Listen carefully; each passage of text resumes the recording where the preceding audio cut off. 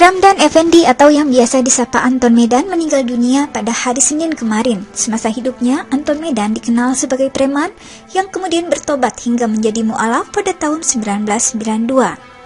Lantas, siapakah sosok Anton Medan ini? Pria yang bernama asli Tan Hock Liang ini rupanya memiliki cerita panjang dalam sejarah kriminalitas di tanah air.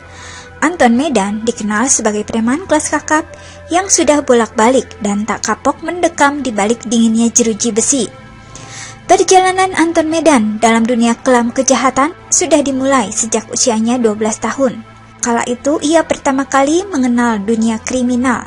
Berikut kisah singkat perjalanan hidup Tan Hock Liang yang sudah berganti nama menjadi Muhammad Ramdan Effendi alias Anton Medan hingga tutup usia. Tan Hock Liang lahir di Tebing Tinggi, Sumatera Utara. Kisah kelam Anton Medan sudah dimulai saat dirinya masih berumur belasan tahun. Kala itu ia merantau ke Tebing Tinggi sejak umur 12 tahun. Ia sudah menjadi tulang punggung keluarga dan harus putus sekolah. Anton Medan kemudian menjadi anak jalanan yang bekerja sebagai calo di terminal Tebing Tinggi. Ia bertugas membantu sopir bus untuk mencari penumpang.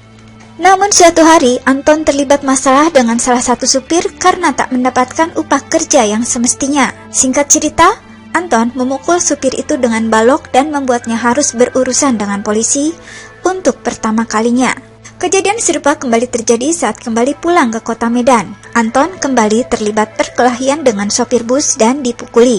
Anton yang saat itu membalas dengan sabetan parang hingga membuat satu supir tewas. Akibat kejadian itu, Anton harus mendekam di penjara selama 4 tahun. Usai menjalani hukumannya di penjara, Anton Medan kembali ke rumahnya. Namun tak disangka, ia justru tak diterima oleh orang tuanya karena malu memiliki anak yang pernah masuk penjara. Anton pun akhirnya merantau ke Jakarta. Ia berniat untuk menemui pamannya. Anton bahkan rela susah payah menggelandang demi menemukan alamat sang paman. Nasib malang kembali menimpanya karena usai bertemu, sang paman juga tidak mau menerima kehadiran Anton. Dan sejak saat itulah Anton Medan hidup sebatang kara di tengah kerasnya kehidupan ibu kota. Hidup seorang diri di ibu kota tentu tidak mudah bagi Anton Medan saat itu. Kerasnya keadaan membuatnya terpaksa mencoba melakukan aksi kejahatan. Dulu Anton Medan mulai mencoba dunia kriminal dimulai dari menjamret dan merampok. Kemudian sejak saat itu kejahatan yang pernah dilakukannya tak terbendung lagi. Anton pun mulai beralih menjadi pengedar obat-obatan terlarang. Ia pun pernah menjadi bandar judi kelas kakap. Seorang Anton Medan pernah membuka rumah-rumah judi di Jakarta hingga memiliki kasino. Saat itu, ia meraup untung dari bisnis gelapnya hingga mencapai miliaran rupiah per hari. Sepak terjang Anton Medan di dunia kriminal telah membuatnya berulang kali keluar masuk jeruji besi. Sudah banyak penjara atau lembaga pemasyarakatan yang disinggahi Anton selama hidupnya. Tetapi siapa sangka, dari balik dinginnya jeruji besi itu justru Anton Medan mendapatkan hidayah hingga akhirnya insaf. Anton Medan terlahir beragama Buddha dan sempat pindah menjadi penganut Protestan di penjara Cipinang, sebelum akhirnya ia memilih memeluk Islam hingga saat ini. Perjalanan mualaf Anton tidak mulus. Ia sempat ditolak oleh Persatuan Islam Tionghoa Indonesia atau PT dan Yayasan Karim Oi untuk memeluk Islam karena masa kelamnya.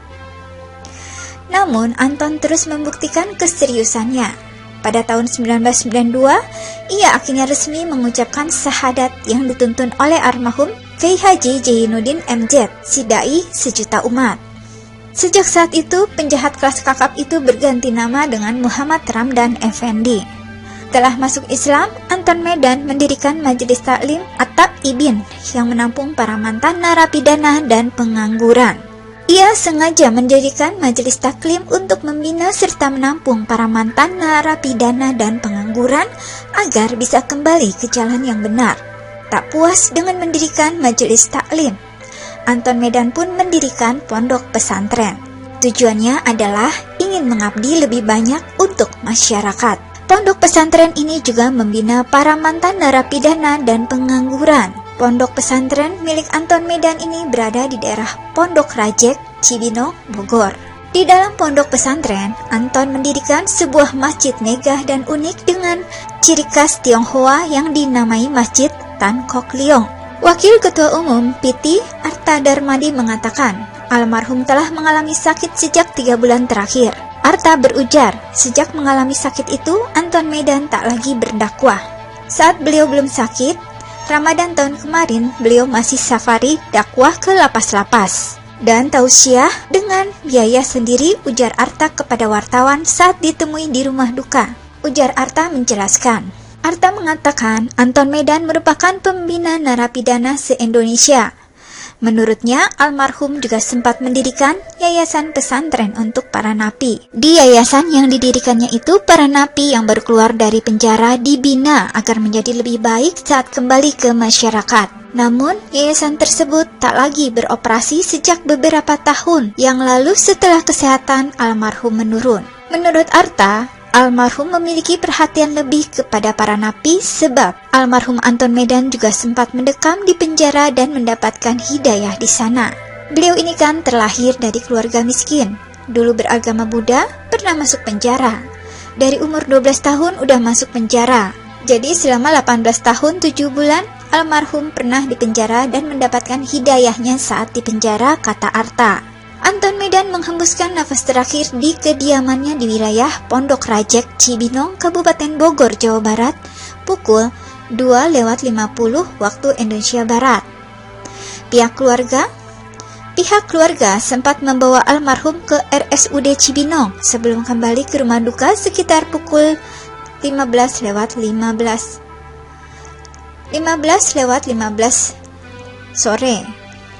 Ia meninggalkan 7 orang anak dan 12 orang cucu setelah berjuang melawan penyakit diabetes yang dideritanya.